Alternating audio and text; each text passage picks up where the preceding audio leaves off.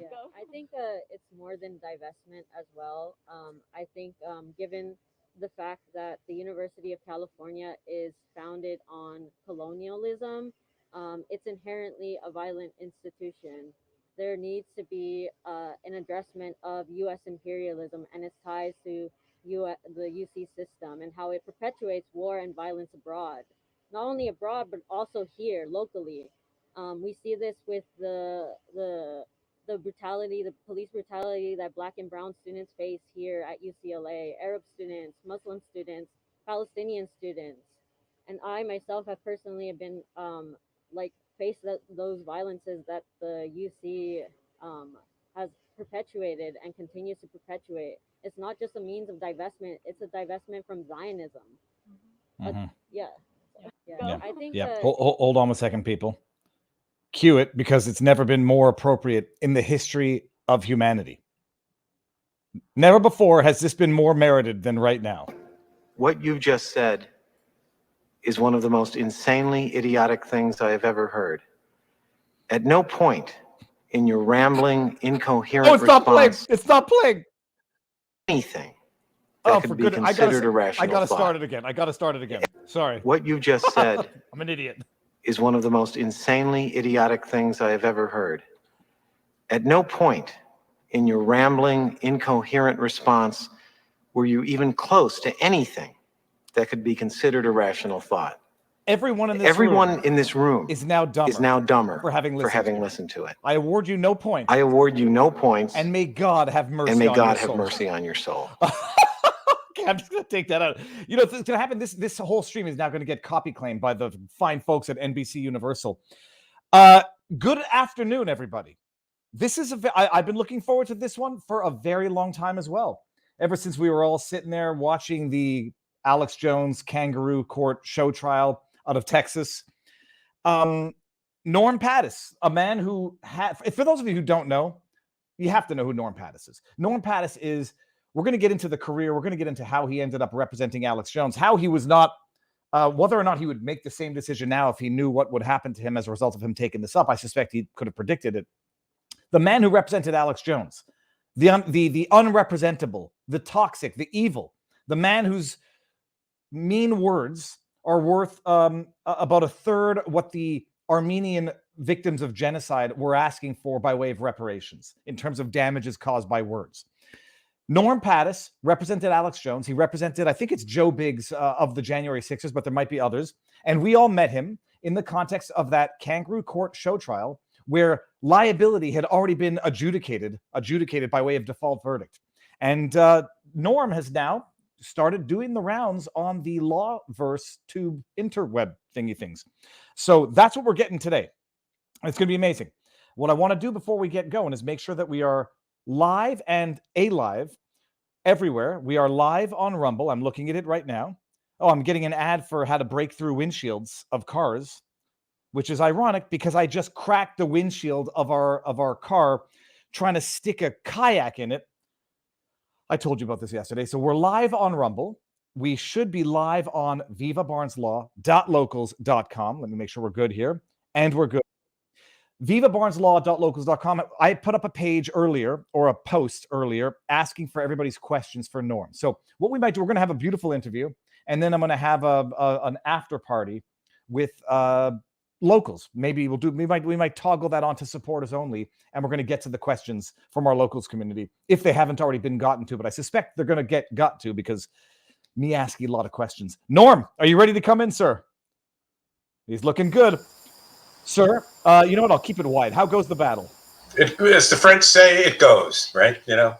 And now everybody out there, we were trying to figure out some microphone issues at first. So he's using the native mic to the computer. So you might not have the beautiful, Shure microphone, but content. The dulcet tones that they're used to, right?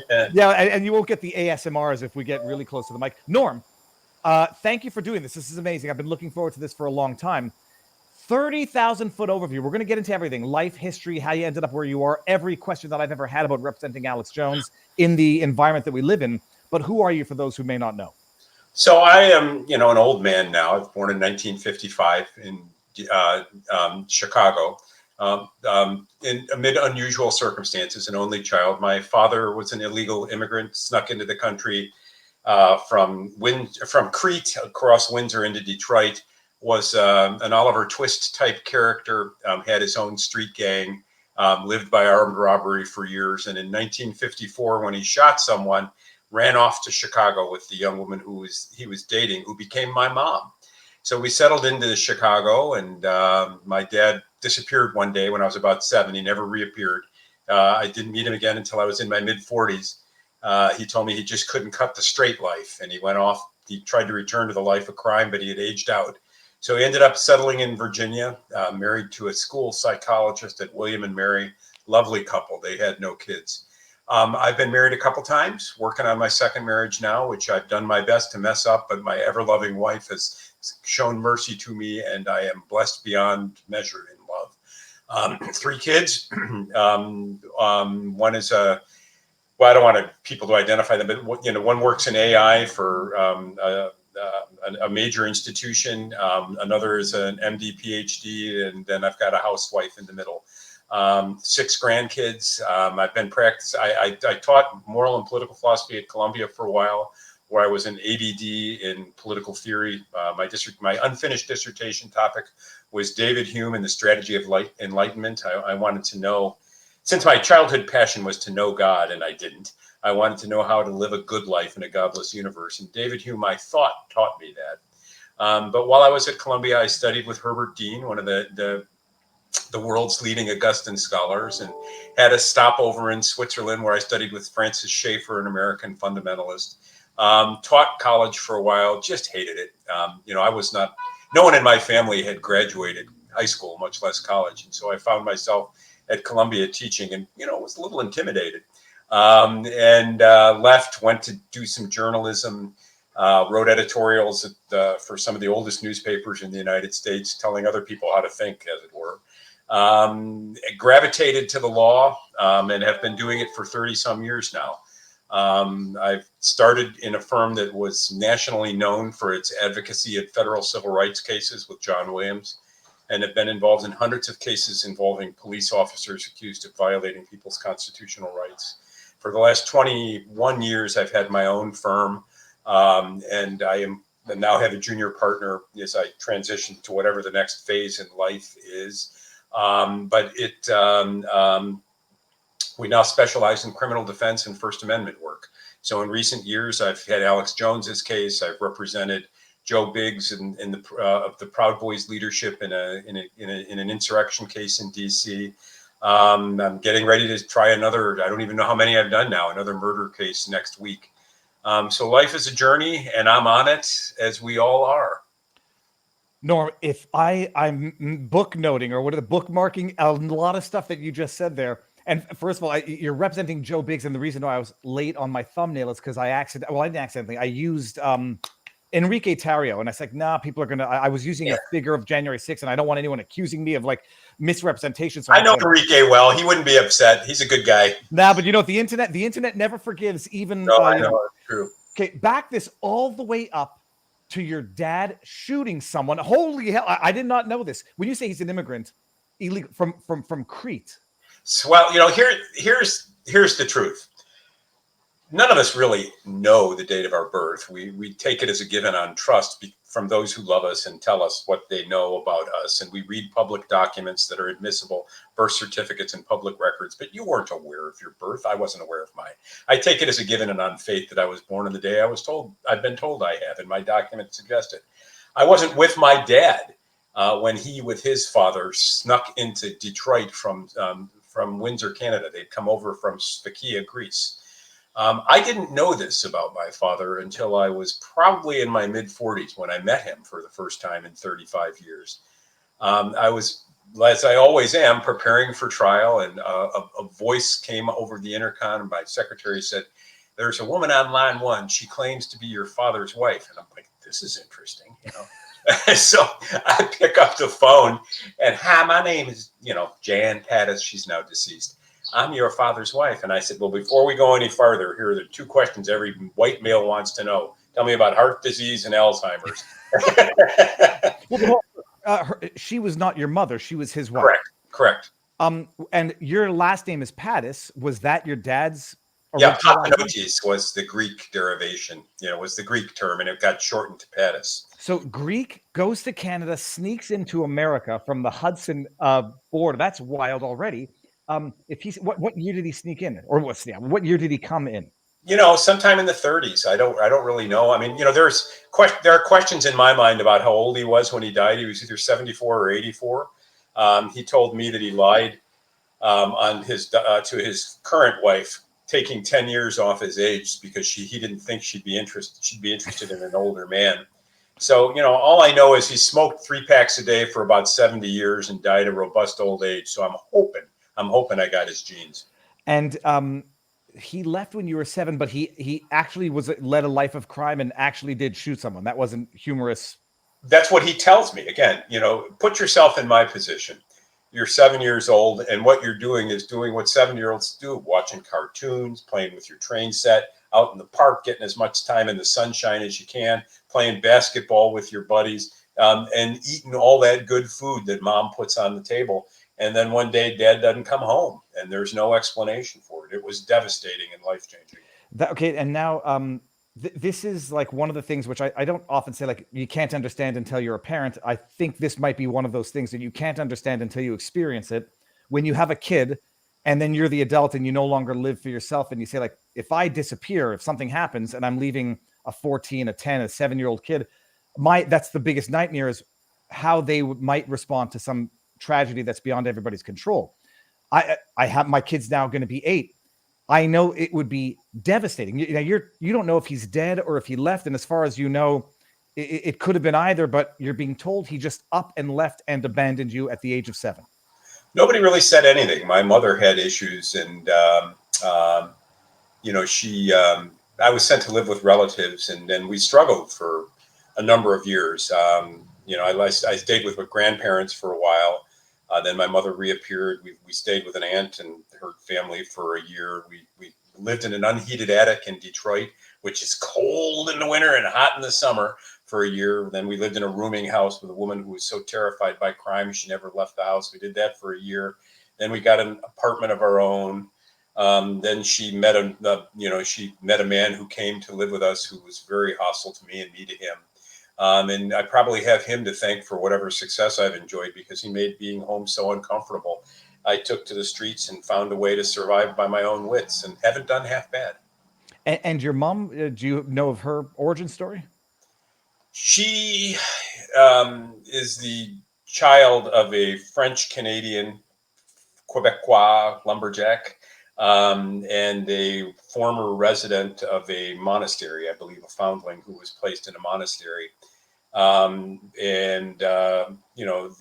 was hard. Life has been hard on our side of the family. And she didn't finish high school. Gorgeous woman. I have a couple pictures of her. One of her and my father, they look like something out of GQ, as you can tell, I didn't get their genes. It was, I was largely, I am proof of Hillary Clinton's line that it takes a village to raise a child, because I was the sort of pass around kid. People would, I knew where I could go for a meal on Tuesday nights. I knew what doors were open on Wednesday. I was involved in the Big Brothers program, and my big brother made me part of his family. And along the way, I've always enjoyed the care of strangers, if not the care of a family. Okay, that's very interesting. I'll bring it back when we get to, you mentioned you're on your second marriage, whether or not that type of childhood makes living in a married situation more difficult. But in terms of trust or distrust in humankind, what you're describing, I would initially or reflexively think would lead people to distrust everybody. When the person who is supposed to love you the most and take care of you the most abandons you, how you can then trust anybody ever again. Did it make you fundamentally distrustful or more trustful of people at large? I don't know. My lifestyle has been, my lifestyle has been turbulent. I'm not a guy that acquires lovers at a breakneck pace. I've been married once for 13 years and once for now 28 or 29 years. When I come to stay, as it were. I mean, I'm looking for a home. And so, I think that my first wife once said of me, you can't get him out of the house, but once you do, he's the life of the party. I have a strong homing instinct, and the woman in my life becomes my life. Norm, what we're going to do now, I'm going to end this on YouTube and bring it over to Rumble exclusively. It changes nothing on our end, and everyone on YouTube, I will upload the entire interview afterwards, but you're going to get the non-live version if you're watching this tomorrow. And we're going to vote with our feet, vote with our eyeballs, and move on over to the free speech platform. So ending on YouTube, the link to Rumble is up there, and we're going to continue this conversation. Hey, so speaking of family, the closest thing I have to a brother just walked in. Everybody say hi to Jim Nugent and say hi to his new dog, Bo. Jim, where are you? Make sure Jim knows what goes on the internet stays on the internet forever. Here is Bo. Oh, Bo, what do you know? Oh, yes, what a good boy you are. So first of all, Bo is clearly a puppy. Like I would say 6 months, 4 months? No, about 3 weeks. Oh, really? Okay, I'm going to blame that on your computer. That's I'm joking, everybody. That's a beautiful dog. And I'm going to go with something of a cocker poodle, like a cocker spaniel poodle, maybe Portuguese dog. Listen, I'm going to be a couple hours, so I'll talk to you. You're going to do a fire this weekend or all? I will definitely text you. All right, Julie's out there. We could even go up if necessary. All right, yep. All right. Good. Ciao. All right. Sorry about that. No, that's beautiful. So this is wild. So your dad ups and leaves. Now at 7, it's probably you have no idea what the hell's going on. By 13, do you have an idea? No. About him, no. I was, by 13, I was looking for God. I wanted to know what it was to be alive, why there was a world rather than not, and what the purpose of human life was. And so I lived in a tough environment. I don't know how else to put it. My mother's lover was a rod buster, an iron worker from Detroit, an Irish Catholic drunk. And he and I didn't see eye to eye. And, just a horrible night that kind of sets the tone. He once beat up a local drug dealer, and the drug dealer called to say he was coming with his crew to exact vengeance. So I had a gun, which I had acquired in Detroit back then. He had a gun, and he waited out front, and I waited out back, and my mother was panicking. He wanted to call the police, and he wouldn't let her. That's not how we solve our problems, he said. So I sat in the back of the house with my gun, hoping they'd go out front and shoot him, but scared to death and scared enough to shoot if somebody came out back. And so these are not pleasant memories. And, for people who hear this for the first time, there may be a certain sort of shocking quality to them. But many people live these lives, and owning them and coming to terms with them and finding the redemptive power of love in spite of it all is every human's journey. And it's been mine. That you mentioned, studying philosophy, even teaching philosophy. I'm not sure if you taught it, but I did, yeah. So are you there is a very close bridge between philosophy and religion. Do you consider, it's clear you're philosophical. Are you also a religious human? Depends on the day. It depends on the day. I can't say, I know I'm talking to you. And even though this is a virtual thing, I have every reason to believe you're real. And in fact, I know you are. I don't have that sort of sensory perception of God, but I have an intuition that he is, or she, or it, or the divine is everywhere, forever present and just out of view. And in my moments of greatest need, I have prayed, and I've never received an answer. I haven't. I want the Tigers to win the World Series. It shall happen, my son. I've not had that. I want your grace and redemption. So be it. But I believe in the power of love. I think Augustine, who, is one of my favorite philosophers and religious writers, once defined sin as love of the wrong thing, and basically said of humankind that we live in a world typified by brokenness, by original sin. That there's something in the nature of our being that places us at war with ourselves. The Apostle Paul once said, that which I would do, I don't, which I don't, that which I would not do, I do. And I know that of myself. And so I've had to learn to be somewhat forgiving of my many failings. And I've been drawn to the defense of those accused of serious crimes because I believe that no one is the sum of their worst moments, and that the cry for human dignity is nowhere louder than in a courtroom standing next to a hated individual where whatever they have done, I know to a moral certainty there is no mob more dangerous than a self-righteous mob. And it is my job to do, as I think the apostle said, greater love has no man than this, that they lay down their life for a friend. So standing next to the accused has become a vocation. It's become a way of my healing, as it were, for the sense of abandonment and despair, black despair I felt as a child. Now, you mentioned that at times, in moments of despair, you reached out. I don't want to ask all of them, but if one of them wasn't the night when the drug dealers might be coming to exact revenge, do you have a distinct memory of what another one might have been that you would share? You know, I mean,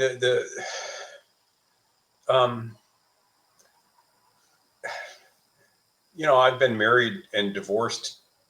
I've been married twice, divorced once, nearly divorced twice. You know, my relationship with my current wife has been strained from time to time, and I pray often for grace, and I've prayed with her for God's grace and for the ability for us to overcome our shortcomings and see the divine within one another. I often pray going into a courtroom. I've had clients immobilized by terror, and it's not uncommon for me to read Psalm 23 with them. In fact, I've read Psalm 23 to jurors. The Lord is my shepherd, I shall not want. I've cast closing arguments in its terms. On my desk, I keep a copy of the Roman Catholic Daily Missal, which divides the Bible into a series of readings over a day. You know, I mean, I pray. And I guess I would say with Paul or with whoever it was, it says, I believe, help thou my unbelief. I'm trying to Google Psalm 23 because not to say I'm not as familiar with it as other people, but every time someone references a good passage from the Bible, it does stick with me. No, and I mean, it's a great, you know, I mean, whatever, the Bible is an extraordinary piece of literature. You know, I'm working my way through the Old Testament now, and just a people's sense of being chosen by God and its commitment to God. You know, it's an easy thing to ridicule in an era that is devoted to data and what we can measure and whatnot. But we are sustained by faith and by hope and by charity. I believe that. Even though I'm no theologian, even though you won't see me in church most weekends, you might find me there on an afternoon, on a bad afternoon, asking God for grace. But I believe in our religious destiny. In fact, I had a fun experience the other day. I love speaking. I love running my mouth. That's why I'm a lawyer, right? You know, here, that's why I'm here with you. It's our second time seeing one another today. So whenever I'm asked to speak at a dinner group or public event, I go. You know, I'm going to be speaking to the Michigan Criminal Defense Lawyers Association at their annual meeting in July. I'm thrilled by that. I'm ecstatic that they would reach out to Connecticut to have some hayseed come out and talk to them. But I got an invitation to speak to the New Haven Ladies Aid Association one night. And I thought, okay, I'll go. Good dinner and what the heck. And I walked in and it was all these old guys about my age and older. And I said, is this the Ladies Aid Association? I said, yeah, well, where are the ladies? Well, they stay home. We created this club a century ago. We give them a Thursday nights off, they and the cooks, and we come out together and have dinner. So I talked to them about what I called the need for a new great awakening in the United States. If you look at American history in 1725 or 35, we had our first one with Jonathan Edwards, and a nation was gathered together in prayer, looked to the heavens in a hope for unity. Now, every 50 to 80 years, we have another religious awakening. We're about 60 years since the last one in the 1960s with the Jesus people and so forth, or the 70s maybe. And time moves a little quicker. When I look at the divisions within us and the hatred that typifies our public life, I know that as individuals, we aspire more.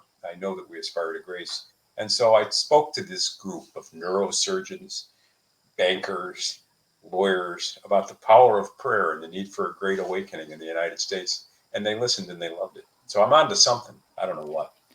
Now, so you have a rough childhood, we'll put it mildly, but at some point you find your way into university to study law.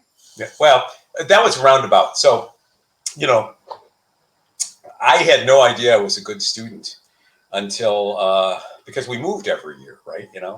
And you didn't get followed or tracked or anything. So in high school, I get called down to the principal's office, and I'm like, now what did I do? And we used to take standardized tests, and she says, you test really well here. There's like 4,000 kids. This was Denby High School in Detroit's East Side. What are your plans? I said, I don't have plans. I knew I needed to graduate high school, and I knew I was miserable at home. So I started to go to night school so I could get out early. And I was determined to get that high school diploma. And she said, if I could get you into college, would you go? And I said, sure. So they let me out of my senior year before the Christmas break. I left in December, and then I was done. And I started in January. I got the Mother's Club scholarship, which I always thought offended the nerds. And I taught myself to study, and then went to Purdue and did really well, much to my surprise. I remember one year winning first, second, and third place in a literary contest for essays I submitted. And they called and they said, there's a dinner. Are you coming?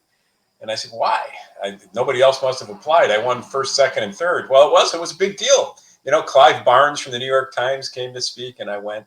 And then the next, much to my surprise, I ended up with a fantastic fellowship at Columbia that paid for everything but library fines, I joke, my tuition and cost of living. And, hung around there for about 6 years, taught for a couple, and then left. So that's how, and then law school was an afterthought. I grew up in Detroit in the 60s. We had the riots. I remember I was kind of interested in law at that point, but figured that people from my side of the tracks didn't do that. We broke the law. We didn't study it. And then when I watched the city go up in flames, I thought, this country can't endure. I'd rather study justice than the law. And so that's what I studied. And how long before you actually get into the practice? Did you teach before? Or did you teach at the same time while practicing? After. I became a lawyer in 1993. I was in my mid-30s at that point. 93 seems like just the last year. I was 13 in 93. Okay, so you become all right. So you become, I said not middle age, but are you married at the time you become a lawyer? Yes. All right. And so you become a lawyer, and is it solo practice? Like you hang a shingle up and that's it? No, again, I've been really lucky in the people who've taken an interest in me. I was taking criminal procedure, and the professor hooked me up with a guy named John Williams down in New Haven. And I spent my last year in law school, writing a brief in a death penalty case for a man named Daniel Webb. Connecticut had what was called a proportionality review at that time, which meant that you had to compare the nature of the crime and the character of the defendants of all the people who were accused of capital felonies within a given period in Connecticut. And that involved the reading of some 90,000 pages of trial transcripts. So that's how I spent my senior year. And then I got to write the brief, and then I wrote the merits brief. There was like almost 275 pages of legal briefs. And then I got to argue it a couple of years out of law school. And so, and John was wonderful to me. He opened the federal courts to me. I tried. I don't even know how many federal trials I tried. I've tried. I remember thinking I would remain at his office until I'd been there for 2 years or 25 trials, whichever came first. And at about that 2-year mark or 25 trial mark, I was packing up to go, and he came up and he said, "What are you doing?" I said, I got to go create my own shop. And he made me a partner. And so that, I was lucky that way, but I must have had some talent, because he trusted me with a lot, and I did a lot. Well, we're going to get to. I think you've got a borderline encyclopedic memory when it comes to case law, in principle, if not in name. But when you say you're doing the brief in a death penalty case, that is to say, your client has been convicted of murder now, and the brief is to spare him the death penalty? Yes. Can I ask, in that particular case, how was the murder committed? The case was State of Connecticut versus Daniel Webb. Mr. Webb was accused of abducting, and these are hard stories to tell. I've got hundreds of them. But he was accused of abducting a bank vice president at the lunch hour and raping her, shooting her, and as she begged for mercy, returned and shot her to death in a public park. And that was the case. See, this is okay. And now I'm going back to what you said earlier, that nobody should be judged by the sum of their worst life experiences. I'm paraphrasing it not as eloquently as you put it. there's going to be a great many people out there who say, even trying to, well, I always said I can no longer support the death penalty only because of the human error in the system. But this sounds like one of those cases where innocence was not a question. There's unless you're innocence is always a question. It's the question of what the state can prove. At that point in my life, I was an absolutist against the death penalty and believed that the state was an artifice, an artificial creation, much as Thomas Hobbes and John Locke put it. That there was in the beginning was nothing, as it were, and then out of nothing we created something, and that among those somethings are civil society and the state. Now, in social contract theory, that's highly stylized, and it's done by way of contract and agreement. And both Hobbes, Locke, and even Rousseau wrote elegant treatises and complex treatises on how this came to be and how it happened. Thomas Hobbes had an authoritarian twist to his civil society and state. And he said of the state of nature that it in the beginning, life was solitary, poor, nasty, brutish, and short. And we created a sovereign to protect us and gave it absolute power. But that power was limited when it came to the sovereign's decision to try to kill us. And at that moment, we retained our natural right to exist and to resist. And so, I viewed the state's decision to try to kill Daniel Webb as a moral outrage, whatever he had done. Put that into practice a few years later in a civil case where a client of mine, who the public defender's office asked me to represent, a man named Kevin King, the state sought to kill him for a brutal murder. It failed. It got life without possibility of parole. And before he was to be taken to the Supermax, he made a bid for freedom. He studied the guards in his building, learned what cars they drove, picked somebody who was about his size, lured the guard into his cell, demanded the guard take the uniform that they were wearing and give it to him. And when she said no, he shanked her in the chest, put her uniform on, tied him to his bed, and took her car keys and nearly made it out the door. When the guards found him, they beat him up. And the public defender's office asked me if I would take his case. And so I did. And I argued to the jury that when the people that we asked to protect us behave like those from whom we are to be protected, civil society is insecure. And that jury gave him a $2.1 million verdict. It was the first time I made national news. It was, I think, 1997 or 99. Awarding him $2.1 million because the cops beat up a guy who just did that terrible thing. Yes, and I told the jury that. I looked him in the eye and I said, look, this is you are the conscience of the community here. If you're comfortable with what the guards did, then endorse it. But if you... What now criminally, however, what happened to that man? Does he get to spend his money in jail, or was he not in jail? So we got the $2.1 million verdict, and it was remitted, cut down by the appellate court. We ended up arguing it in New York City in the Second Circuit Court of Appeals. It was reduced to $350, and the state sought to seize the money that went to him. We got a percentage of the $350, and they took his money, and then we gave him some of the money we earned as a gift. And to my knowledge, he's serving a life sentence somewhere. I've lost track of him. And well, I mean, it's an interesting method. Yeah, give him the money and then seize it for the victims of violent acts or whatever it is, and it goes to the victims of his act, and then lawyers get paid. Well, it's interesting. If the guilt, I'm trying to think even if the guilt is not at issue, the accused are always going to say I'm innocent, and it does become a question of principle as to whether or not the state should just have that power. But when you're arguing that, you're doing comparatives to say, well, the other guy who raped and murdered a woman didn't get the death penalty, so this guy should be spared as well. I mean, is that the essence of the argument? Because it sounds a little... Connecticut has eliminated the proportionality review requirement. It was an odd exercise. And I found myself engaged in a sort of logical fallacy. And that is, there were 12 or 13 people in the pool, as I remember, maybe more. And I did a table, summarizing what they were accused of and who they were, and then tried to make my client look better than them. And I realized the problem with this argument is they could all be bad and, just in different ways. But that wasn't my job. My job was to argue for the sparing of his life. And we succeeded in only one argument of the dozens that we raised. And so his case was remanded sent back to the trial court for further proceedings. Complicated story then. In the end, Connecticut abolished the death penalty, so they never killed him. I'll count that as a win. I mean, that is where I can understand it. I'm looking at the chat and everyone's like, well, he deserved to die. And I can understand that rationale, save except that you can never trust the state to come to that definitively. And, unless he says I did it and there's a reason why I did it. Empowering what we know as a corrupt state, a corrupt government with the ultimate power.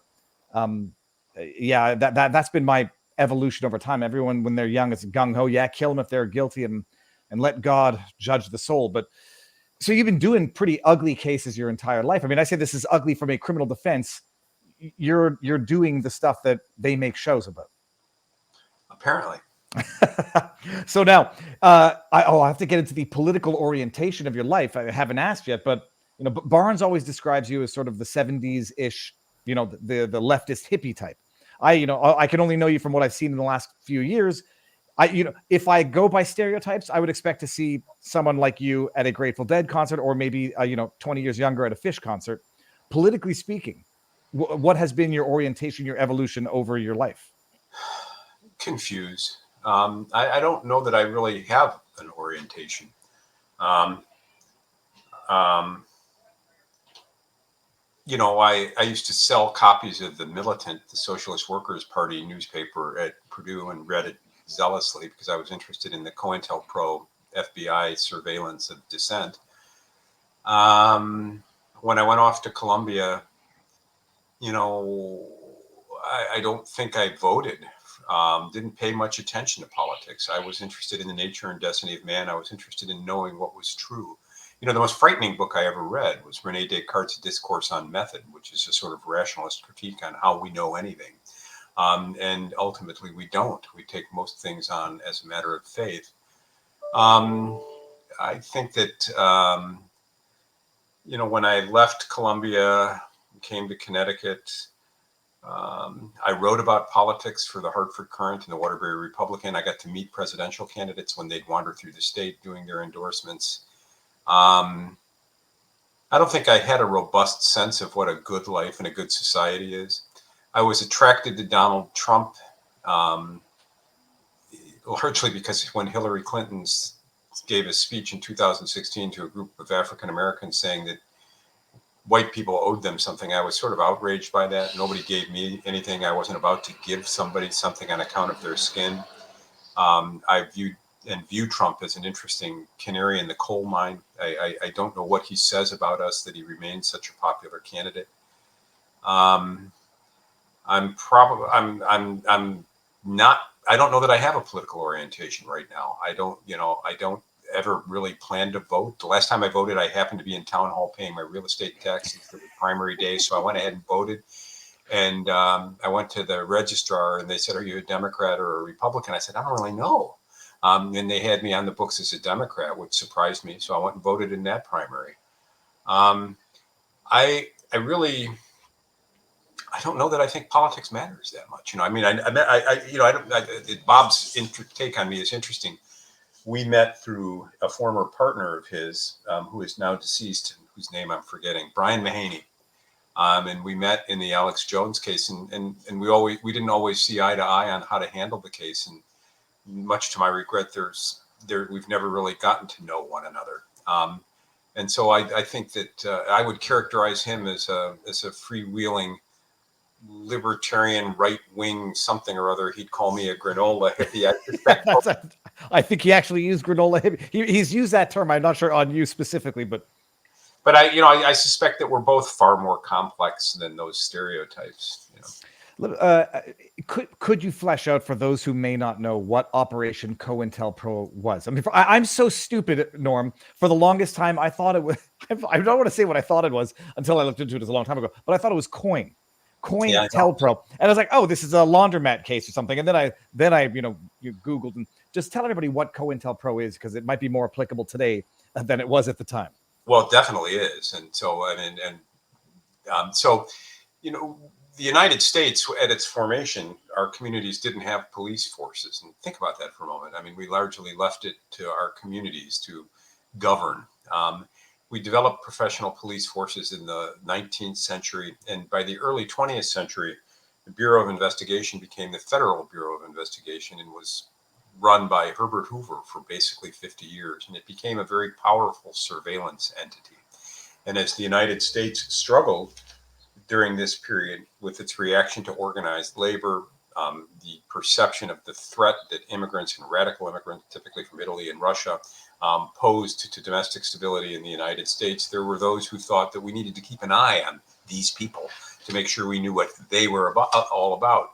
This got transposed into a concern for communists in the 50s, and we developed a very aggressive national surveillance entity over civil rights workers, Martin Luther King, left-wing groups, and government agents actually spent time, money, and effort to sow discord, disagreement, and disinformation among these groups.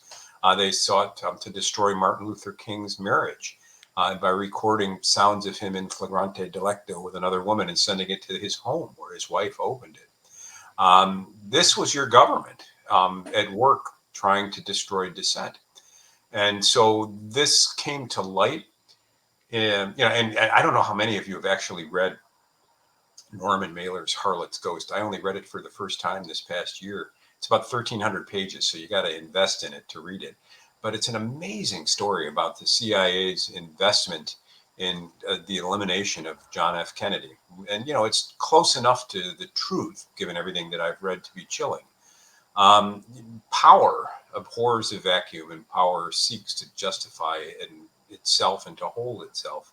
And the glory of our institutions in the United States is we've fractured power with respect both to state and federal government and the concept of federalism, and within each branch of government, or within each government, by means of separation of powers, judicial, judicial, executive, and legislative. Yeah, and so there's a deep mistrust of people, but our government has turned on us, and this was displayed in the church committee. So James Risen, if you're looking for good weekend reading, James Risen wrote a good book called The Last Honest Man, I think it was.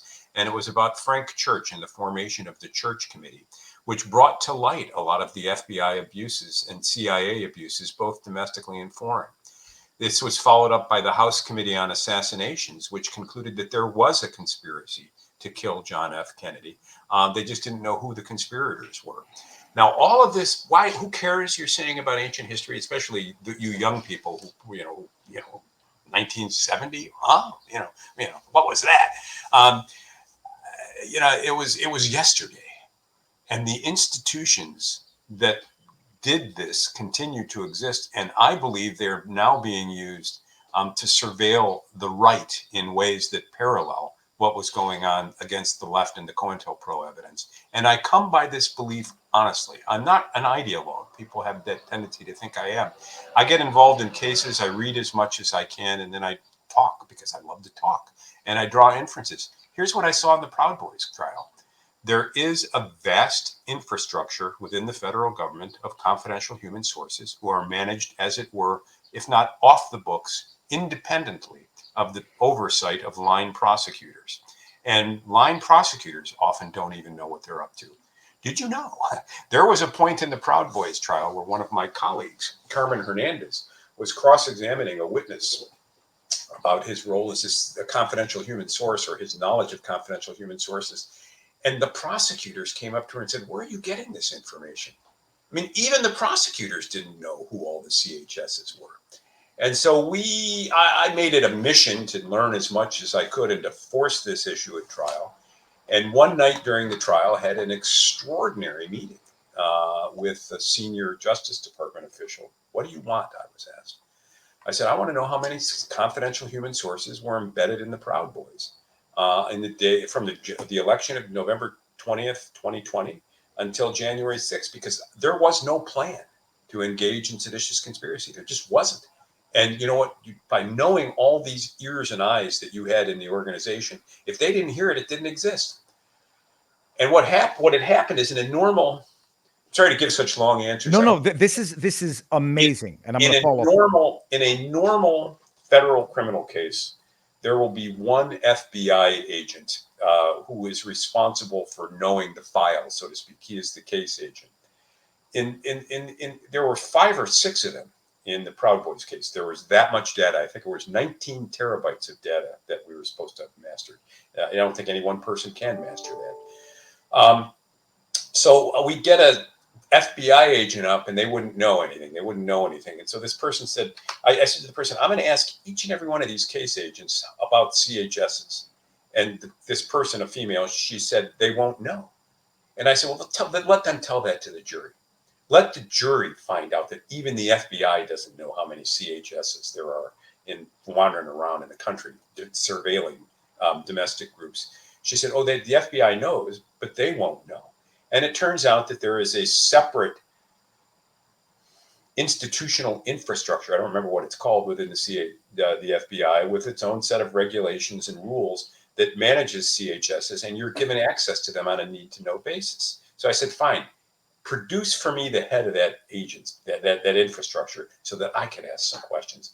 And it wasn't going to happen for a number of reasons. So we entered an agreement. And that agreement was that the government would stipulate that there were at least 8 CHSs. I think that was the number. 8, we'll call them informants, but confidential human sources embedded within the Proud Boys, 8 of them. Right. Well, 8. Well, again, I want to choose my words because words really matter. And I know that many of your listeners are ideologically charged. I'm not saying these are FBI agents. I'm not saying these are full-time people who were sent to infiltrate the Proud Boys. I'm simply saying that the FBI had 8 people who were in contact with FBI agents who reported intermittently on what they observed. Well, that's all I'm saying. No, absolutely. And my crowd or my environment might be ideologically motivated. I don't think they are, but this is the common misconception where people say Fed, and it's like, oh, I don't get paid by the Fed, but that's not what anybody really means. Colloquially speaking, a Fed, anybody who answers to, advises, has turned, is paid. It's a big umbrella. Yeah, but so that we had hearings. This is a lot of what happened in the Proud Boys trials. Just took my breath away. The number of times the press was thrown out of the room and the courtroom proceedings sealed and the transcripts ordered confidential, and we were given information that we were ordered not to share. I'd never seen that occur in a case before. And the pity of it was that at this very moment, that while all this was going on, this was just after the House committee had made its report on January 6th. I represented Alex Jones before that committee. That was interesting. And now the Republicans were in control of the House, and Jim Jordan and company were chomping at the bit for information. They never once reached out to any of the lawyers in the Proud Boys case and put a subpoena on one of us and made us choose whether to honor a congressional subpoena or face contempt, or honor a court order and face contempt, a glaring sort of separation of powers issue. They did half an investigation, and as far as I was concerned, it was a joke. The House Republicans lack gravitas, in my opinion, with respect to CHS. They never really wanted to do the work. They grandstanded for social media, they grandstanded for the press, and we didn't have a frank church in the institution the way we had to expose ContoPro. And from my perspective, that's one of the great untold stories in American life right now, is how much domestic surveillance is going on. Let's also not presume everybody knows. You represented Joe Biggs. He was one of the Proud Boys. You didn't represent Enrique Tarrio. You didn't represent, I can't remember the other names. Joe Biggs and the others were accused of seditious conspiracy, among other charges. Yes. Was he convicted? What was his outcome, Biggs? Convicted, How many years? I think Biggs got 17. Okay. It's outrageous. It'll just get me angry. But the question is this, and you've alluded to it now. You know that it is disclosed that there are, let's just say, at least 8 confidential human sources who that was stipulation, yes. Okay, at least. And that's that the FBI knew about. As the case unfolded, listen to this. This actually happened. I don't have to make anything up here. At one point, and you should get Roger Roots to come on. Roger Roots was one of Dominic Pizzola's lawyers, and he took the lead on some of these issues. But Roger learned of other agencies and institutions, federal agencies and institutions that had informants on the ground, including the DC Metropolitan Police Department. And so at one point he made a motion to the judge to have the United States government disclose the number of informants. And the judge basically said, there's so many federal agencies, do you really expect them to know? And our reaction was, well, hell yeah. It's the United States of America versus our clients. If our clients are going to be held accountable, who holds the government accountable? And the judge didn't want to hear about it. Well, no shit. I mean, because whether or not I don't want to say the judge is in on it, but it's a system. But this is my point. 8 confidential human sources, at least, who had embedded, infiltrated, were reporting to intelligence. Seditious conspiracy, a plot to overthrow the government. No, this is words matter. And, a lot of people took it that way. Seditious conspiracy means agreeing to use force against the authority of the United States government. Okay, no, but the distinction without a difference. It's a huge distinction because at the end of the day, the prosecutor who gave the opening closing argument for the government said, look, there doesn't have been a plan in order for there to be a seditious conspiracy. This could have been an implicit understanding formed at the moment the first barricade was breached. So basically what they said was this could have been just something everybody agreed to do at once, because a conspiracy, a meeting of the minds, as it were, can take place in an instant. No, true. And when I say the distinction without a difference, only from the perspective of the question I was going to ask. Sorry. There was no, but I understand the distinction from the defendant's perspective. But here, the idea is that they had infiltrated, embedded, and were aware of planning. They were alleging that planning had gone into it in the weeks and months before, correct? That's the proof they tried to put on, but all they had were text messages that, in my view, were nothing more than protected speech. See, you're always looking at this from the innocence of your clients, and I'm looking at this from the guilt of the scheme. My point in this is that they're saying that their evidence that they're trying to put on is that they had infiltrated. This was being planned in the weeks and months leading up to January 6th, and yet somehow they were caught with their fingers up their butt on the day of, pants down, and they didn't know what was going to happen, and they let this building get overrun. They had bike racks to protect when they had alleged by their own evidence that they had infiltrated what's designated. Well, there are 2 ways to do this, though. If I'm right, they infiltrated and there was no plan. All they knew is there were a bunch of pissed off people coming, and maybe they should have planned better. Mm-hmm. But if you take their strong rhetoric seriously, they knew and they didn't plan. Well, that creates a different impression. And I have the luxury of having spent 5.5 months watching this evidence come in on a daily basis for hours and hours and hours. I just don't think there was a plan, period. No, my thing is to show that this was a let it happen on purpose, a Lee hop or a me hop, or just a, going back to COINTELPRO, just like it was a setup so that it could be exploited exactly the way it was. The idea that they get there and they're understaffed because of COVID. They have bike fences. They're letting people in, and they're alleging also simultaneously that this was a plot conspired in the weeks and months leading up to it. FBI had infiltrated, had intelligence, and they didn't advise the capital of this. They're sucking and blowing at the same time. Maybe, you have more perhaps faith and confidence in the ability of groups to accomplish their ends than I do. I view this as a bad day with pissed off people. No, true. I'm just saying from the FBI's own, their theory of the case is it was weeks and months of planning. They had infiltrated all their evidence, and then simultaneously saying we had no idea January 6th was going to happen. Yeah, no, I hear you. And then that fault line explains how people react to the case in such radically different ways. Now I'm going to give you. I'm not giving you a hard time here, so don't look at me like I'm giving you a hard time. I know what people think, and I know what I think, and people don't really distinguish between arguments from the defense attorney versus political or arguments in principle. One of the defenses or one of the mitigating factors that you had argued before the court was that you sort of pointed the finger back at Trump. You can say these people Absolutely. were okay, and now people are going to say Trump. Other people are going to say simultaneously Trump never said anything about getting violent. He said peacefully protest patriotically, and he legit sincerely believes the election was stolen. And I think it's undeniable. Not necessarily for Dominion voting, flipping switches, whatever, but for Hunter Biden controlling information, infiltrating social media, etc.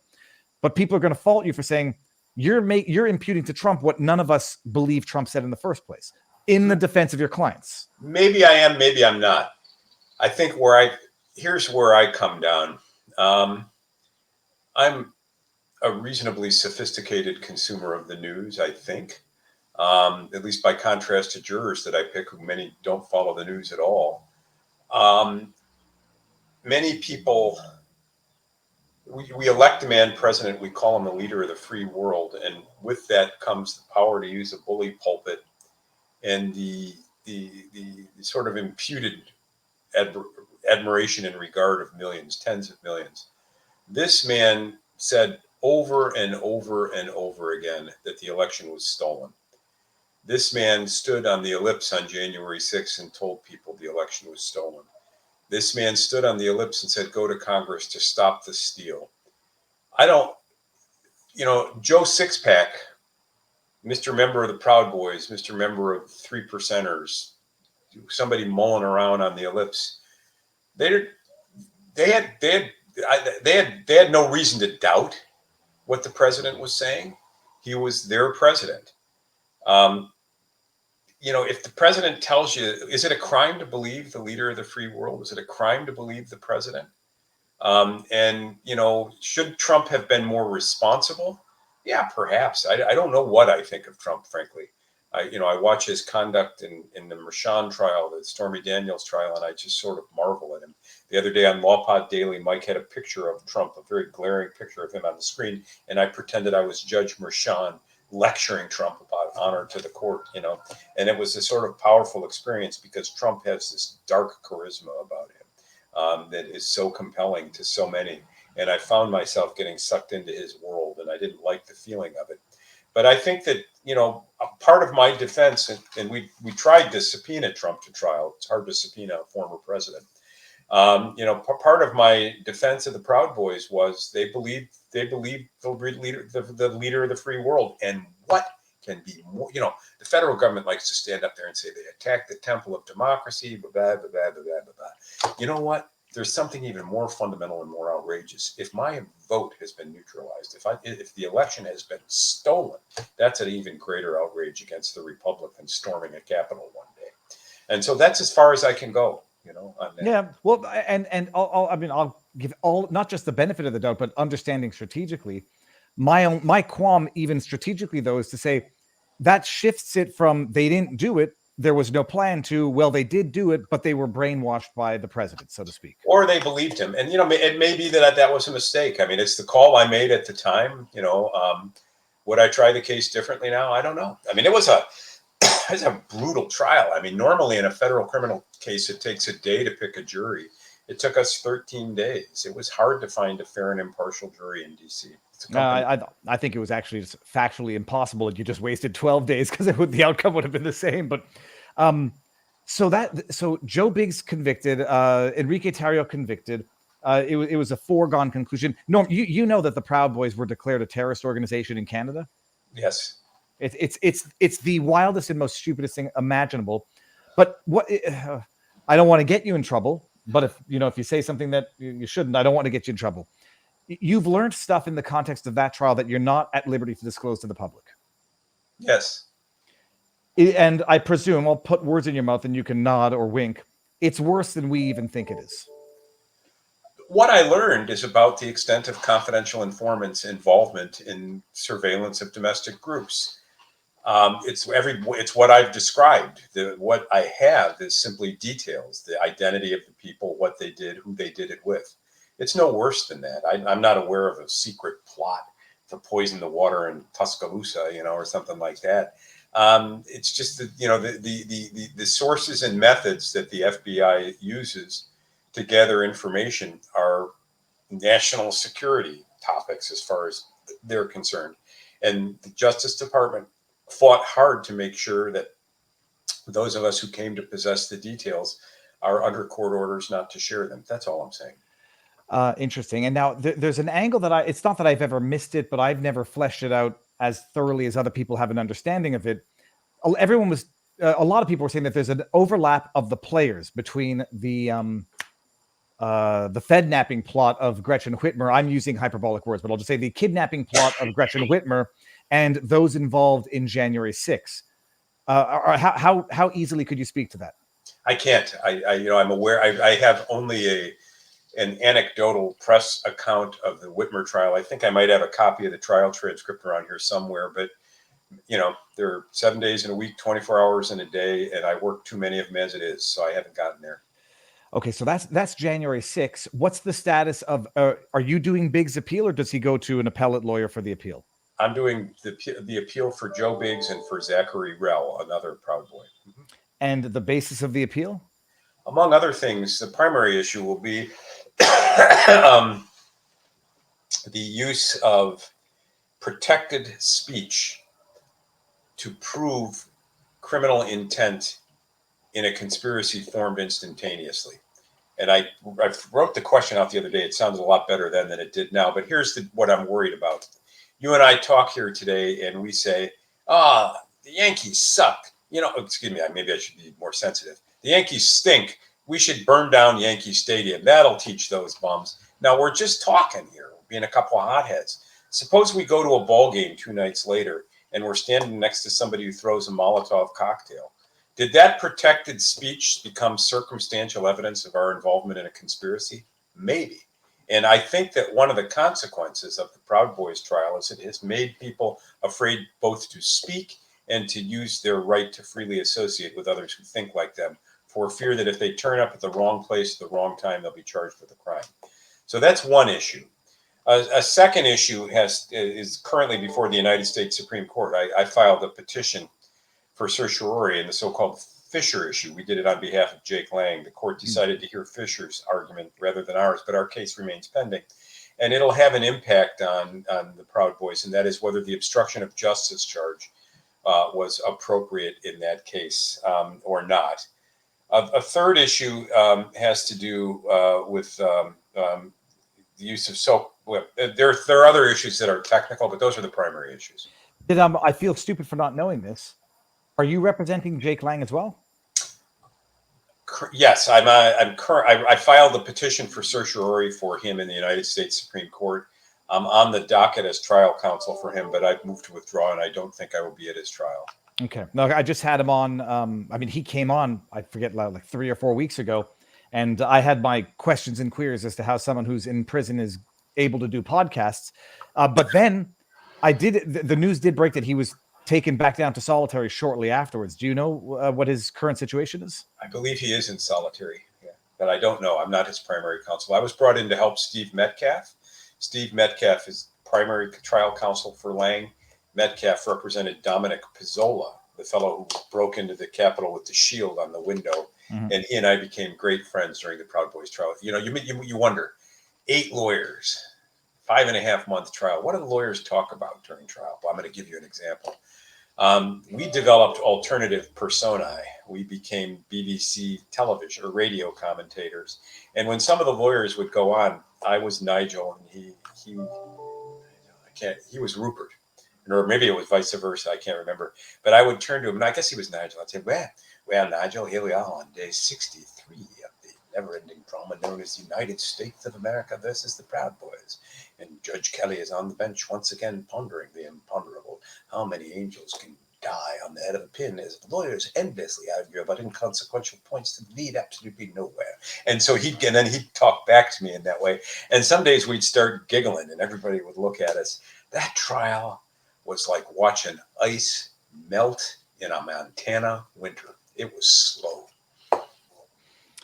How long did it last?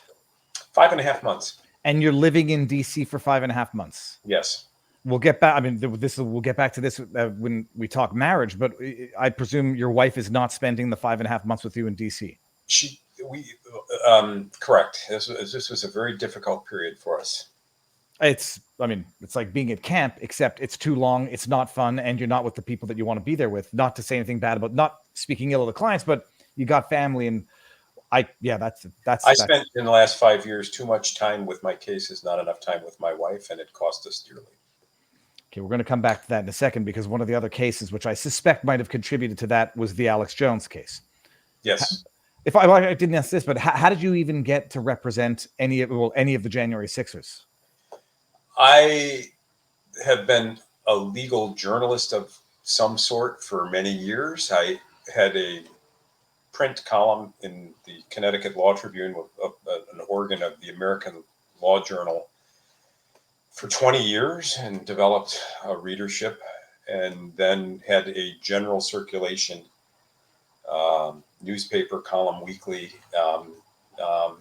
then developed a readership, blogged with Mike Cernovich back in Mike Cernovich. I've known Mike Cernovich since he was a law student at Pepperdine. He had an interest in federal civil rights litigation, so he came out to meet me and while a law student, and I'd make him a guest in my own home for a week or so at a time, and he'd come to my office and help me write legal briefs. I came to regard him as a young and brilliant and precocious mind. In about 2002 or 3, he started a blog page called Crime and Federalism. And he asked me if I'd blog with him. And I said, "What's a blog?" And he told me, and I did. So we did for a while, and then we went our own separate ways. He went on to fame and fortune, I suppose, as a social media influencer. I remained a nickel and a bread and butter hellraiser in the courts. And we kind of lost track of one another. We communicate from time to time. So one of the associations that I made in that public side of my law practice was Dan Hull. And Dan Hull was representing Joe Biggs. And Dan called from time to time early in the case to ask tactical questions and then asked me to come along for the ride. So I did. That's amazing. And there's you have no thoughts, no second guesses, no fears about taking on a case like that might set aside the personal issues, but from a governmental perspective, like you have no fears or concerns about that? Financially, it was a disaster. And if anybody wants to write me a check for about $500,000, I would love it. You know, the legal fees were supposed to be crowdsourced, and they weren't. And so at the time of trial, I didn't even cover my Airbnb expenses with the legal fees I'd been paid. I've had a few people make some contributions, but it's hurt the firm and it's hurt my family. In terms of government retaliation, no. I mean, what are they going to do? A bunch of guys with a warrant are going to come and block me up and send me to Guantanamo? That's not the way this country works. That's a social media wet dream.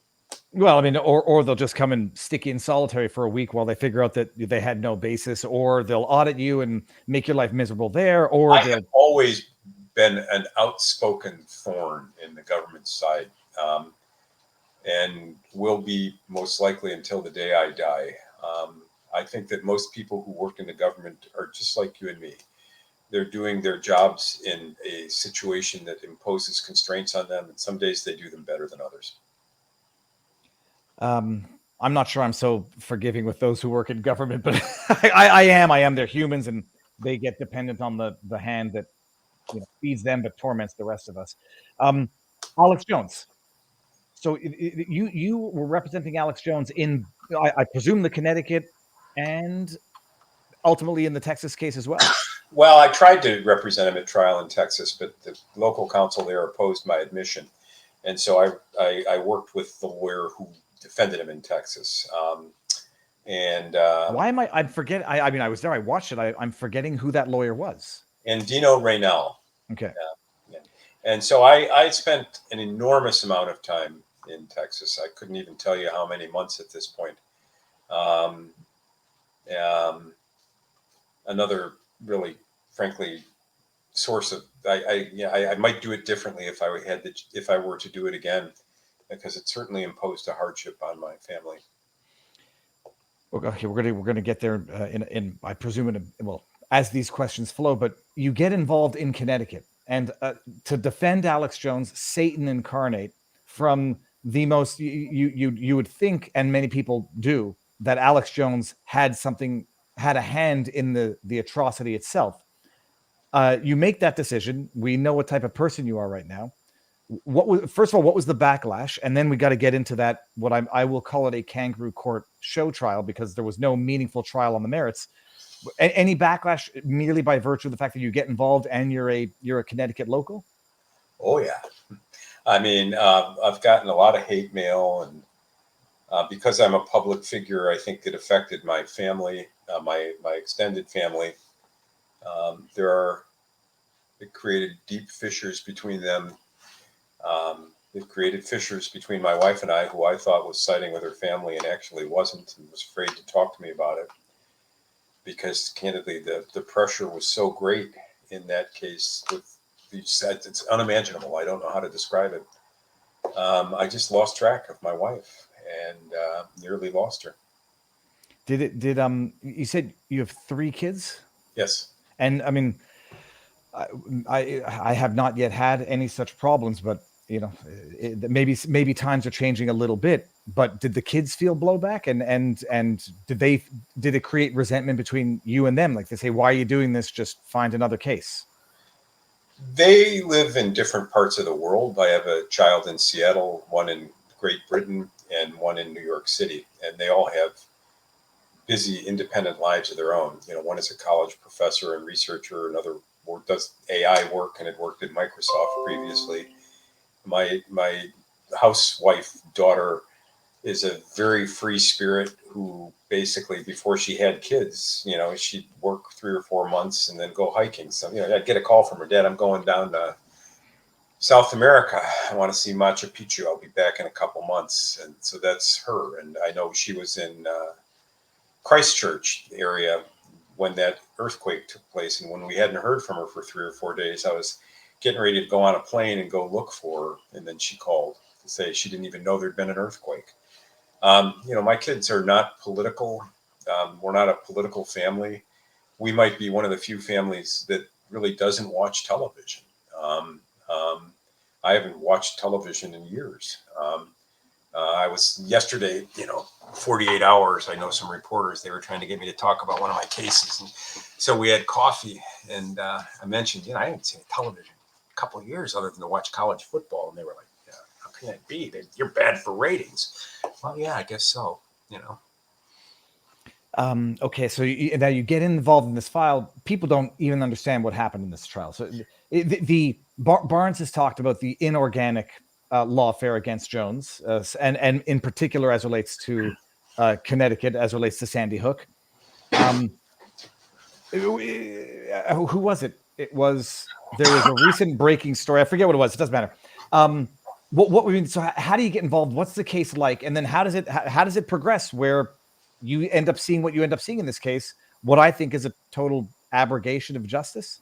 So to start at the end and then go back to the beginning and come back to the end. I do have Alex's case on appeal before the appellate court. We argued it in February. We should get a decision, you know, sometime within the next couple of months, and let's see what the appellate court does. I do think it was a miscarriage of justice. I think it was obscene and shockingly so. I got involved in the case in March of 2019. Bob Barnes called, and I don't want to reflect on our communications without a waiver from the client or Bob, because this is work product. But at the moment I got involved, a very prominent personal injury firm, Koskoff and Beater, was handling the file for the plaintiffs. And when I got involved, Jones had lawyers who had filed what's called an anti-SLAPP motion to dismiss. A SLAPP means strategic lawsuit against public participation. Connecticut had a new law that permitted a defendant sued under such a statute to ask for a motion to dismiss early to stop the litigation on the grounds that it was chilling speech. The Koskoff firm made a strategic decision to ask for a lot of discovery from Jones, a lot of material from Jones. And when Jones couldn't produce it, they were able to gin up and create a crisis atmosphere in the trial court. The trial judge would have bi-weekly status conferences by the time I got involved, and she was on a slow and steadily increasing burn that became, I would say, something like a rage against Jones and his counsel. So at the time I got involved, we were trying to work out the mechanics of discovery compliance and were unable to do so. I remained in the case. I don't think Bob was permitted to come in, or maybe chose not to come in. I don't recall. And so now I'm counsel for Jones in Connecticut together with another firm.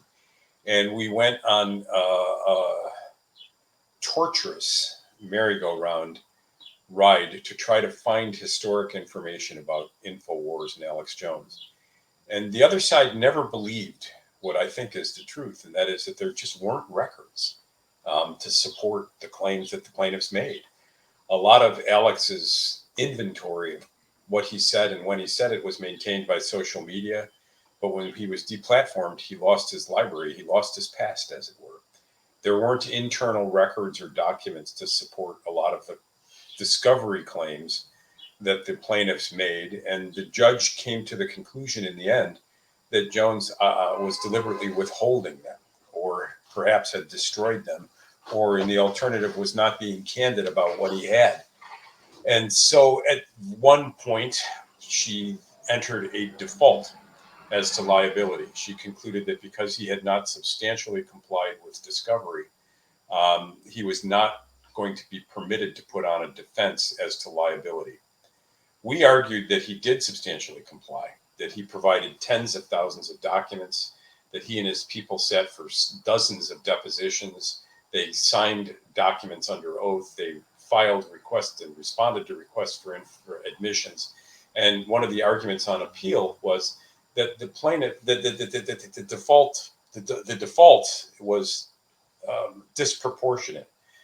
Because the plaintiffs were able to take information from Jones and use it to their benefit while he was unable to defend himself. We'll see what the appellate court does with that. I know at least one of the three judges who I argued it in front of didn't seem very impressed with that argument. But no, I mean, like this, you have to explain this. I've never understood it. I mean, I was a lawyer. I practiced for 13 plus years. And on one occasion came across a decision, oddly enough, coming out of the States, where the conduct of the defendant was so egregious, they defaulted verdict. But even in that case, they didn't, I don't think it was a default verdict. I think they just defaulted from defending, or, foreclosed from pleading. And then they still had to make their evidence as the plaintiff. In this case, they defaulted verdict, and then the plaintiffs never even had to make evidence of liability. But as to liability, that's right. The way the case came in, it was a little confusing, but the court basically concluded that, and told the jury that liability had been established. That's what the jury was told. We asked for the jury to be told that it had been established by way of a discovery default, so that jurors wouldn't be concluded that there was a conclusion he had done these things. The court denied that motion, and so they were told that liability had been established, and that all they were to determine was the amount of damages. But it's one thing to say, all right, Alex, you've been such a bad boy, you don't get to defend, and they still need to prove their case based on evidence as though the defendant is not there, not as though the defendant is already guilty. That's what I don't understand how that's even a thorny question for the Court of Appeal to decide, that the conduct was so egregious, not just that he's foreclosed from pleading, but that you assume guilt and they don't even have to prove it. Statute of limitations, causation, they have to prove nothing. Again, you're mixing and matching. Liability was, a civil trial is a couple act play. There's liability and damages. As to Act 1, that was established. They didn't have to prove that. As to damages, we had lengthy argument during trial about what, the laws, they had to prove the extent of their damages. And we argued that they didn't. And among other things we took up on appeal was the amounts here were shocking, shocked judicial conscience. But we'll see what the appellate court does with that. It was a very difficult trial. There were 4 or 5 lawyers from Koskov, and I was there with a paralegal, and it was exhausting. I remember at one point, just responding to another motion, and one of the lawyers said, we don't know how you're doing it. And I said, I don't know either, but I got a guarantee for you.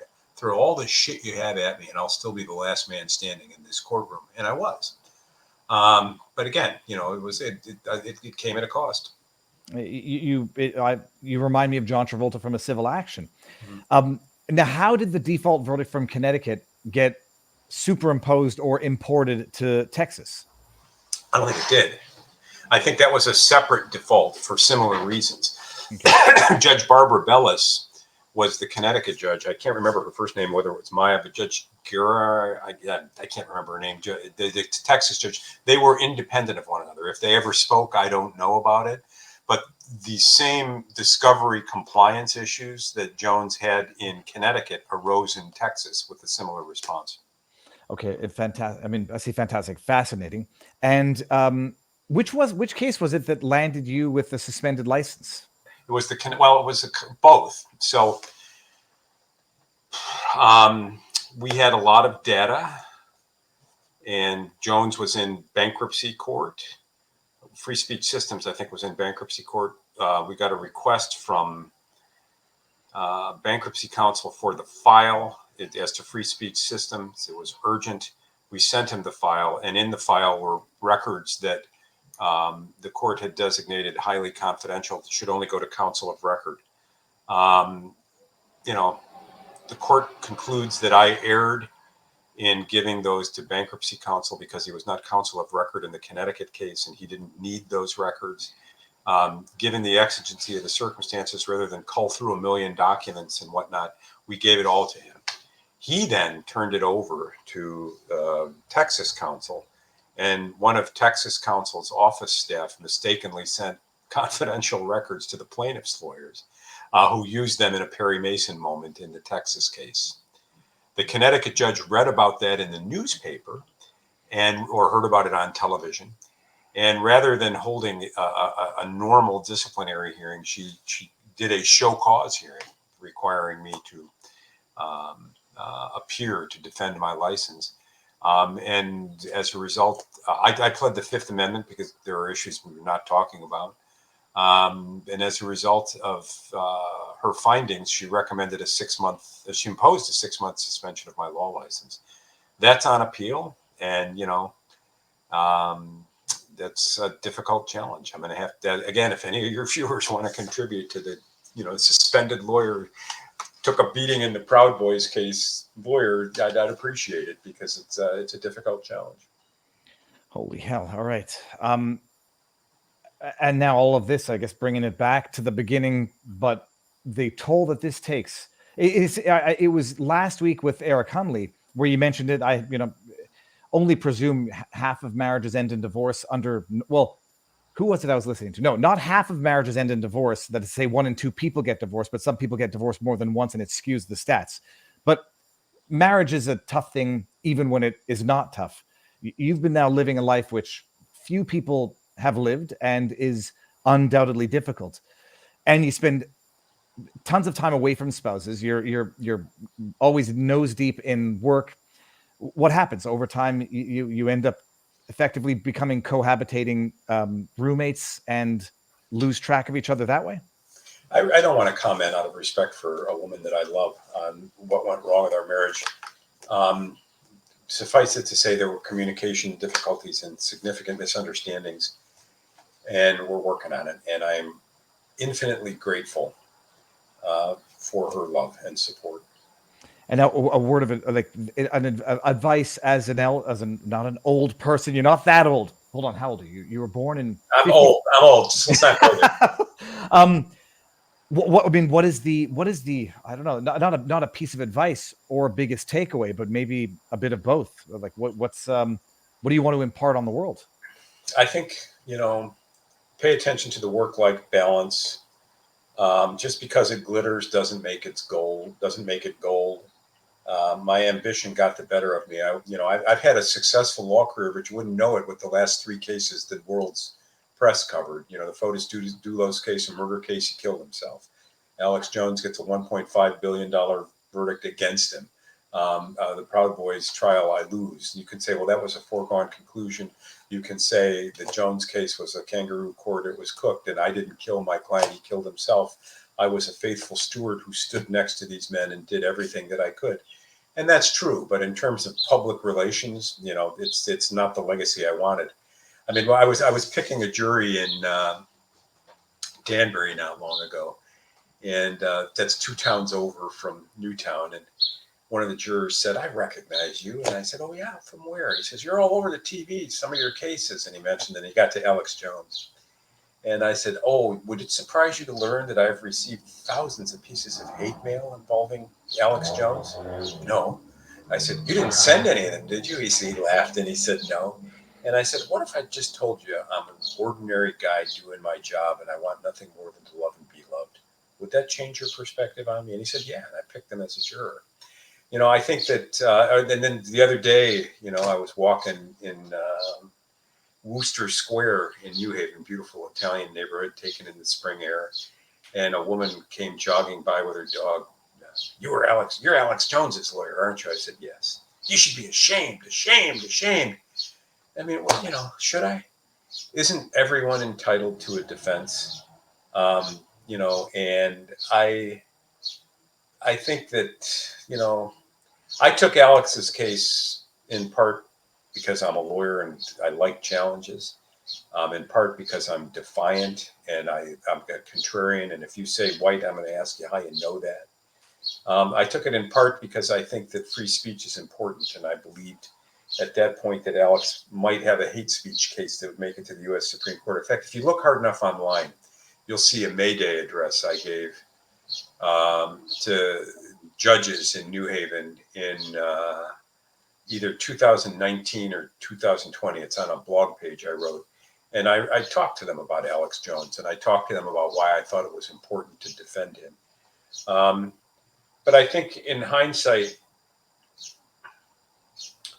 if I was advising young lawyers, I'd say pay attention to the work-life balance. Don't let your ambition get the better of you, and be modest. You know, my pride has been my undoing. Now, do you have time for more? If we go and get specific questions for you in locals? Sure. Okay. Now, I wanted to say one other thing. Well, actually, this will be the last question for Rumble, and everyone come on over to locals. But I'll ask my question, my number one question. Have you lost faith in the system? No. I think the system does the best it can. You know, let me tell you a fun story. I was this close to being a federal judge twice in my career.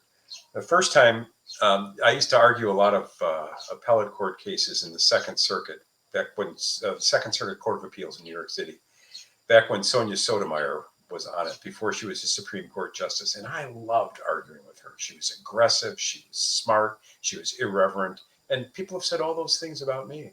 So I remember one month I was up there and she sprang a hypothetical question on me, and I sprang it back at her. I said, you know, if you say that, well, how would you answer this? And she gave me that salty New York jurist look. Counsel, I'm not here to answer your questions. All right. Next month, I was up there and the same set piece occurred. And she said, counsel, I'm not here to answer your questions. And without thinking, because, you know, the brain-mouth barrier isn't too well equipped here. Without thinking, I said, Judge Sotomayor, this is the second time in as many months we've had this exchange. When are you going to call me so we can have dinner and discuss our philosophical differences? Now, this was in the days of phone slips, right?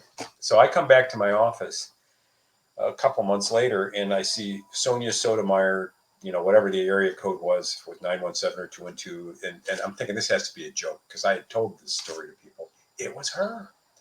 So she invites me to come down to New York to present to her class at Columbia on appellate advocacy. Also presenting that night was Charles Freed, former Solicitor General of the United States. And before dinner, we sat in her office and she said, have you ever thought about becoming a federal judge? And I looked at her and laughed. I said, how much do you think you know about me? And she knew a lot. We owned a bookstore. You knew about my biography. She'd done her homework. She said, you know, and this is before I knew she was on her way to the Supremes. She says, you know, the Obama administration is looking for civil rights and criminal defense lawyers, and you have a lot of support here in New York. You should think about it. So I did, and, you know, I went home and I talked to our senators, I talked to a lot of judges, and, you know, I had a shot. And then I concluded that I wouldn't do it because I just like being a participant. I don't want to sit in the wings. And then when Donald Trump got elected, one of my friends was on the committee that vetted Gorsuch, and we're talking, and she said, do you have any interest in being a federal judge?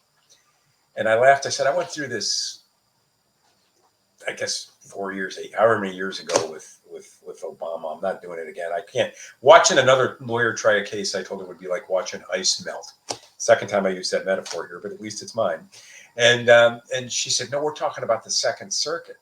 And I paused for a moment because I thought, yeah, that could be kind of cool, be a federal appellate judge. But then I laughed and I said, you know, I've got as much chance of being appointed as Donald Trump did of being elected. But that didn't go anywhere. Well, no, I was going to say the only reason why the analogy doesn't work is because if you throw ice into lava or you drop like a steaming hot red ball into ice, it's actually kind of fun to watch it melt. It's quite explosive. All right, no. So what we're going to do now, it changes nothing on our end. I'm going to end on Rumble, and I know that the chat on locals is going to have specific questions, and they're going to love it. So Rumble, I'm ending it. Come on over to vivabarneslaw.locals.com, and I'm going to put the entire audio up on the internet and the entire video up afterwards. But we're just going to go over and pay some. Hold on a second. How do I do this? And give the folks at locals what I can't even end this. What's my problem anymore? Ending on Rumble. Don't forget to click on LawPod Daily. Oh, I'm sorry. I'm sorry. Where can people, I should say this before we end on the platforms, where can people find you for everyone on Rumble, and what can they do to help you? So Mike Boyer and I are co-hosts of a podcast called Law and Legitimacy. We've been doing it for about 3 years, and we're just getting on our feet. We're not in the Viva Barnes, Viva Frey crowd. We're trying to figure out how to make a buck at it because, candidly, I need an income stream independent of the law. Have no idea how to do that. So you could like us, you could spread the word, you could offer us financial support, and you could listen. You know, we're on daily. Monday through Friday, most days anyhow, at 8 a.m. We talk for a half hour or 40 minutes or so. And our topic is basically to explore what Cicero said. Cicero once said that a res publica, a public thing, a commonwealth, isn't any ordinary collection of people, or it's a collection of people bound together by common interest and a common conception of right. And we're trying to create a space for dialogue about common conceptions of right in the United States, and to reframe the political discussion away from right versus left to people of goodwill reaching across the aisle. And some days we fail and some days we succeed. In terms of support, if you I don't know who listens to this podcast, but I hear about big money donors. I did take a beating in the Proud Boys case, and I'm about ready to sit out for 6 months. If you know any deep pockets out there, track me down and get me in touch with them because I could use the help. The podcast version, when I download it, typically gets like, I don't know, 5,000 downloads, but most people watch it on Rumble, so they're gonna see this. I'm gonna put your Twitter. It's the Twitter page that it's the Twitter handle that I just brought up. Lawpod Daily. Yeah. Okay, excellent. And Norm, you and I will have a discussion offline about in terms of this internet thing, because it's not intuitive, and it took me. I screwed up for 5 years. I wasn't ever I didn't even know what I was doing for 5 years of content creation. So people can learn faster from my mistakes. This is what we're doing. I'm going to put all the links up afterwards. Right now, I'm going to end this on Rumble. Come on over to vivabarneslaw.locals.com for the after party and Q&A, unique questions from our community now. Now I'm going to go into the chat here, and I'm going to say this. Hold on one second. So there's a few tipped questions. Marriage is not an end. It's a means to an end. It's about getting you to a destination. The destination is connection and companionship, comfort and trust. Getting to you to the destination is an ongoing process that requires alertness, energy, and consistency, says James Sexton. It's a quote from Roostang. And then I'm going to see if this is a joke before I read it. Hold on.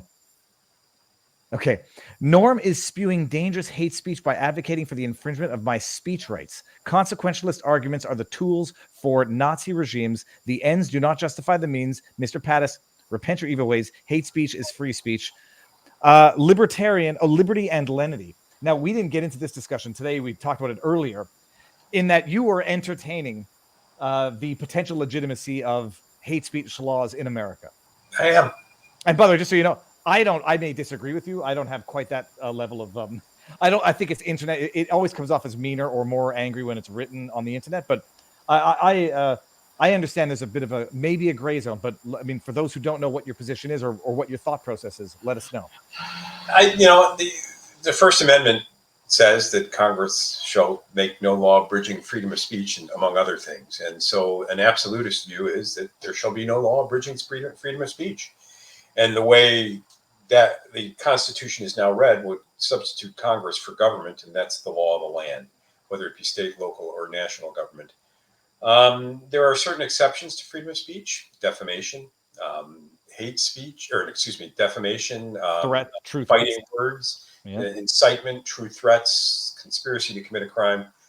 Hate speech is expressive speech, and under the current status of the law, it is protected. That is to say, it cannot be abridged by government. I don't know that I necessarily agree with that any longer. I think that some speech is so hateful, it resembles pornography.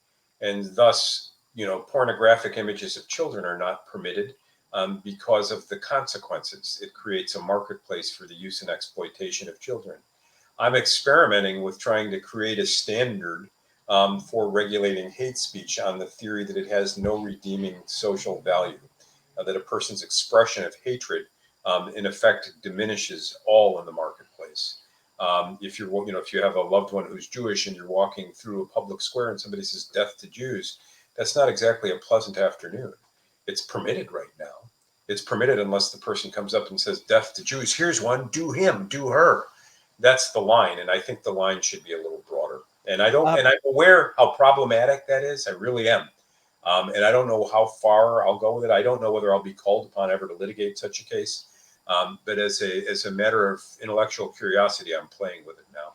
Well, I mean, it's like one can steel man both arguments back and forth. The question that you used the term, it was not. Did you say expressive value? Yes. See, well, I think that is a criteria I would have a fundamental issue with, because I mean, some people say like I have the right to just be crass and not expressive value added in in the types of jokes I make. The question that everyone is always going to ask, or the distinction they're going to make, is the line is between words and action. And I'd be curious to know, because this is the argument that I would raise as the counter.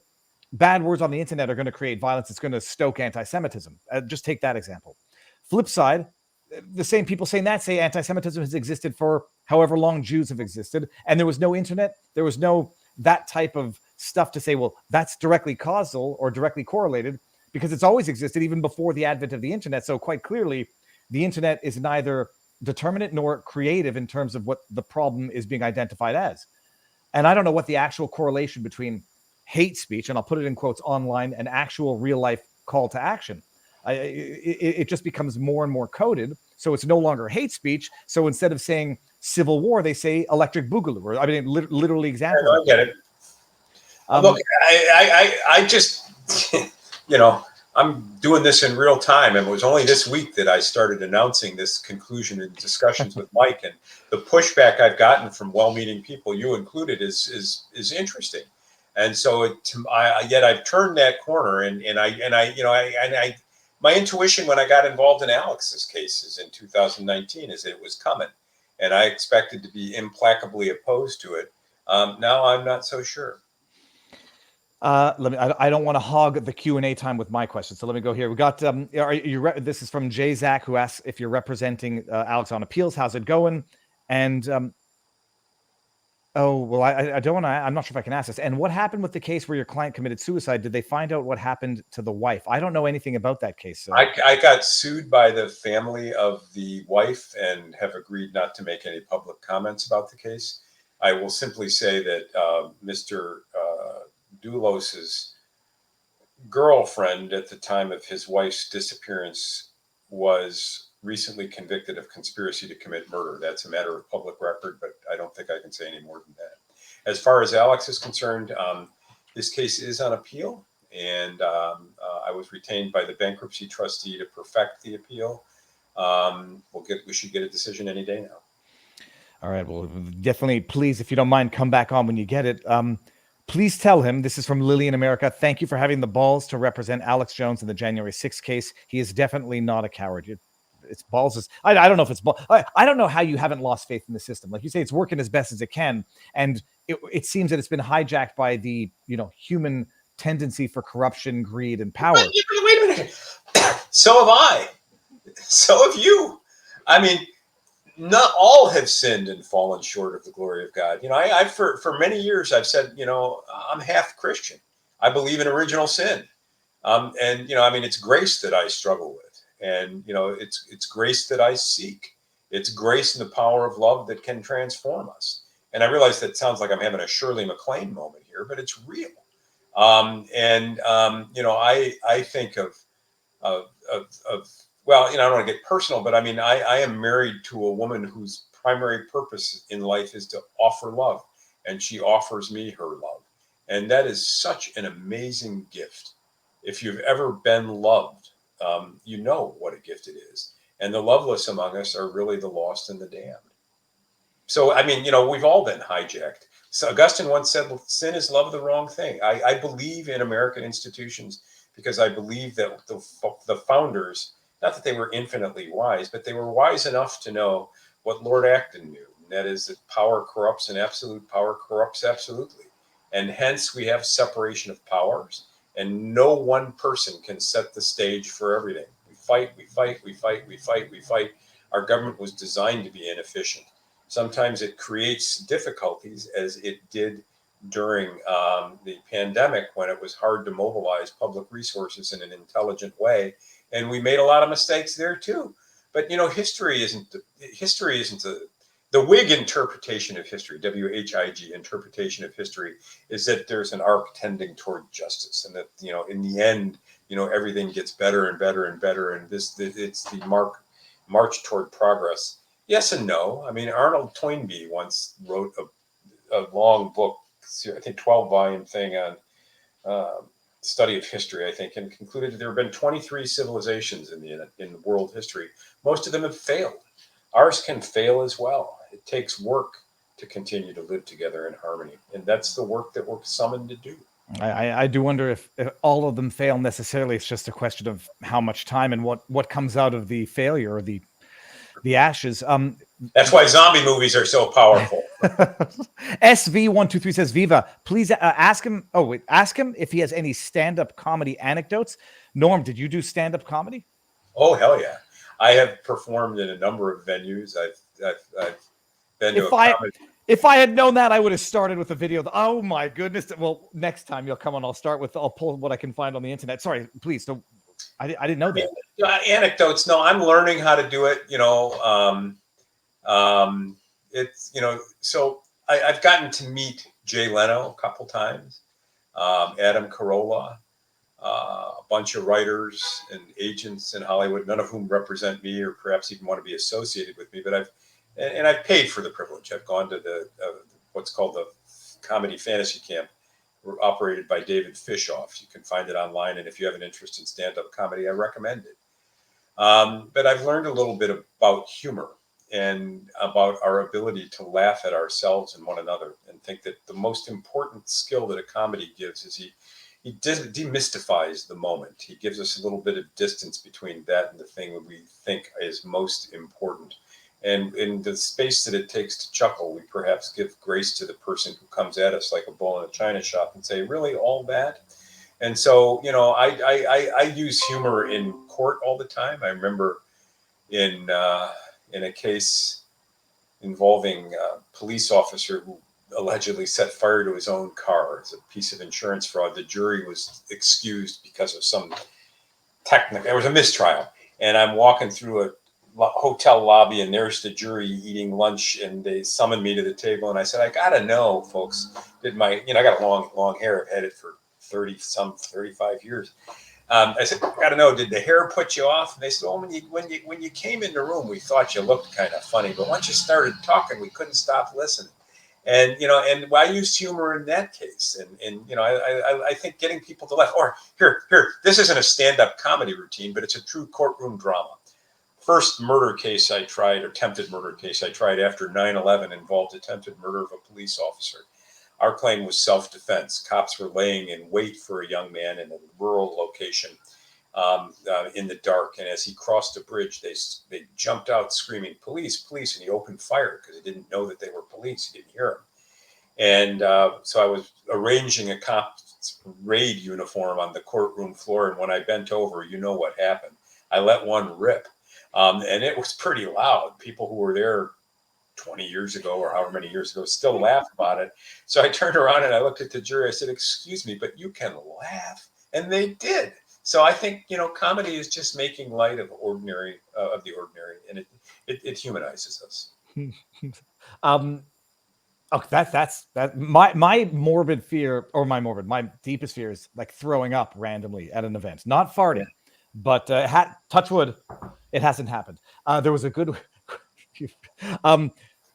What was it like? This is from Moxie1. Please ask him, Viva, what it was like working with the legendary Jerry Spence. Jerry Spence. When I talked before about it taking a village to raise a person, I have been blessed. Jerry Spence took an interest in me. F. Lee Bailey became a good friend. I was a guest in his home any number of times. We worked some cases up and down the East Coast. And Spence, I have daddy issues, which if you listen to the first part of the interview, you know where they come by, an abandoned father. So when a powerful man takes an interest in me, I lap it up. And so I was a student at the Jerry Spence Trial Lawyer College in Wyoming in 1977, a month-long program, and then became a staff member. And along the way, he and I became somewhat close. I was a guest in his home, traveled around the country with him at various locations, did various events, New York, Mount Palomar in California, so guest at his home in Wyoming. And I had a difficult relationship with him. He was generous to me, but I wanted more than he could give. And in the end, I concluded that I didn't want to be known as Jerry Spence's briefcase carrier. I wanted to be my own man. So I broke away from the ranch and broke away from Spence. I got to see him not long ago in Santa Barbara. He's now in his mid-90s, and his health isn't what it was. And he was busy painting and busy being the creative genius that he is. Never got to try a case with him, but he's charismatic and he works a room well. Let me see here. This is from Nancy V. It says, "We are engaging in a lawsuit against large tech company and trying to settle and avoid litigation. We must draft a demand letter stipulating the amount to be awarded. How do we justify the monetary award?" I don't want to get into specific questions of law. Let me just read the rest of this question and see if it's not going to be entirely appropriate. I'll screen grab it and I'll get to this one later because I don't think it's good or appropriate for now. We got, I hope Jerry Spence is as good of health as he can be.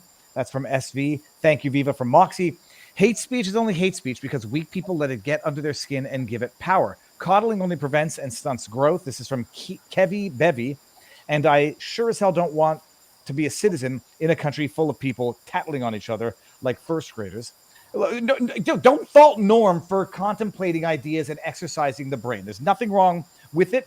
And even if he believes it, still nothing wrong with it until such time as he becomes a politician and tries to legislate with not yours, the Anti-Semitism Awareness Act, which I think is a terrible, terrible thing. And I've had my own run-in with this. Like in Canada, Norman, you may not be familiar with this, but there's this group called Diagolon.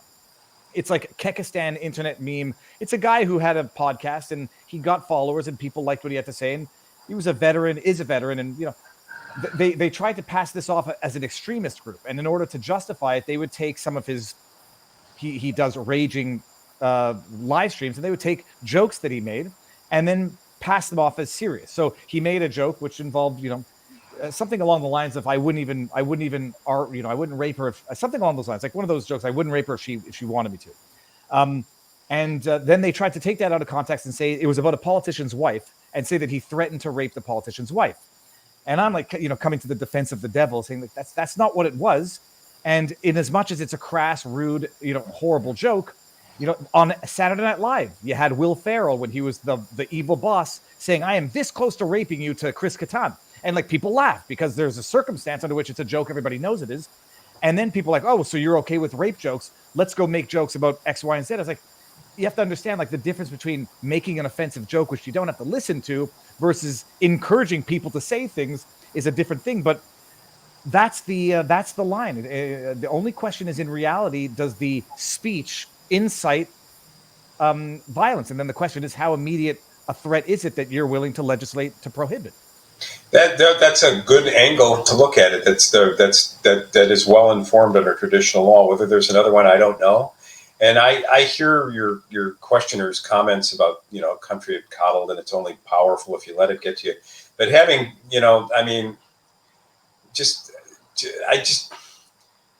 doesn't civility matter? And maybe civility can't be enforced.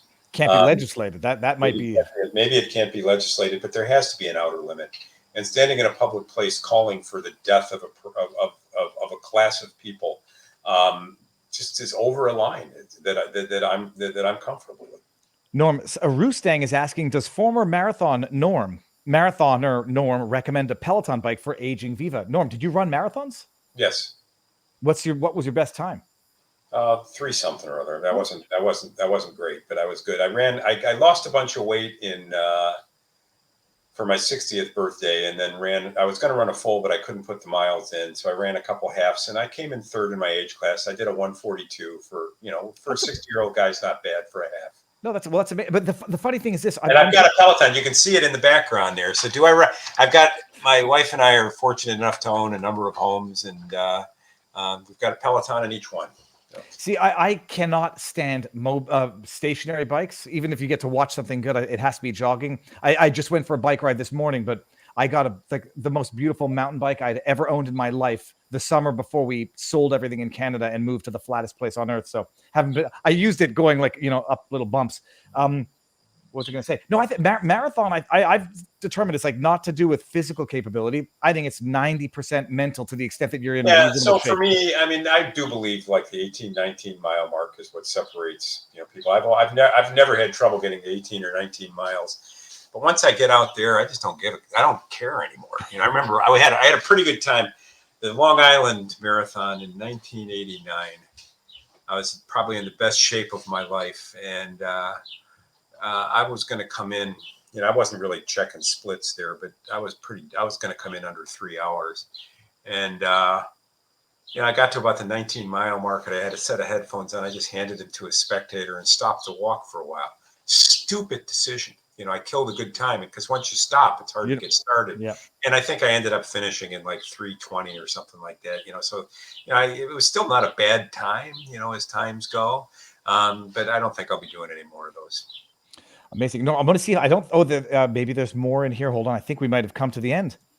I'll refresh on the other page that had questions. And look, we got to save something for part 2. Okay, this is good. First of all, I also love the fact that I can hear the birds chirping in. Are we in spring? Yeah, it's late spring. You're up. You're in Connecticut now, right? Yes. Oh, Hungry Toaster says, how do we control the amount of lawfare we see in this country? I don't think we do. The only way,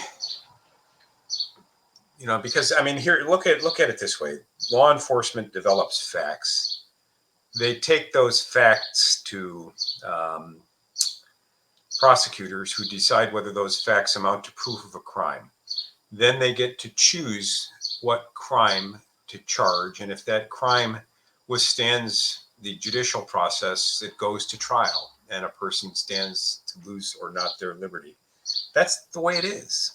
Now, prosecutors get to make choices about who to charge and when. And those can be politically inspired. You are never permitted as a litigant to inquire as to the motives that the state had for bringing a prosecution. Judges will say such things as the state's motives are irrelevant. And I will argue, of course they're not. The state's a party here. It can't testify because it's a legal fiction. But a party's motives are never collateral. Well, I'm right as a matter of logic, wrong as a matter of law. So I think that there are several ways that you could do that. First, eliminate prosecutorial immunity and make them liable for the consequences of their decisions. Second, permit jury nullification. Permit jurors to decide whether the law was properly applied in a particular case. Third, perhaps make it easier to bring such torts as abusive process and vexatious litigation, which necessarily involves the prosecutorial immunity problem. I sued prosecutors a lot when I was a baby lawyer and have been to the Second Circuit Court of Appeals on several of these cases. And the law is very bad for plaintiffs. I don't know that there is any stopping it under current law. I think you'd need to develop new techniques. Let me tell you a quick story about jury nullification. So, jury nullification is the jury's ability to say not just that to say that notwithstanding the fact that the state proved its case and the jury should convict, it's going to choose not to convict because the law has been improperly applied. It's been applied in an unjust manner. I had a case years ago, not too many years ago, involving a young man named Yehudi Manzano. He was accused of statutory rape because he had had sex with a woman under the age of 14. Long story, not good. That's the law. His mandatory minimum prison sentence in Connecticut was 9 months. He couldn't face prison time because she consented. And so we were preparing to go to trial when the state prosecutors turned over to the feds some electronic data. And that included a video of him having sex with her, which involved recording on a device that traveled in interstate commerce from one state to another, giving the federal court jurisdiction. And then he downloaded the photo, which meant it bounced up into the cloud and came back down. That put it into interstate commerce again. He distributed it in interstate commerce, even though no one saw it. The result was he faced a mandatory minimum prison sentence of 15 years. And I was outraged by that. It would cause me, I would be in tears some nights in frustration because there was nothing I could do to stop it. So I went to the trial judge and filed motions asking for permission to argue jury nullification and laid out my reasons. And we were in a conference in his chambers one night, and he was outraged by the government's conduct. You mean to tell me that the sole basis of federal jurisdiction is the phone went from state A to state B and the thing bounced in the air before he deleted it? Yes, Judge, the prosecutor said. There's case law to that effect. So I could tell from the judge's look that he was listening to me.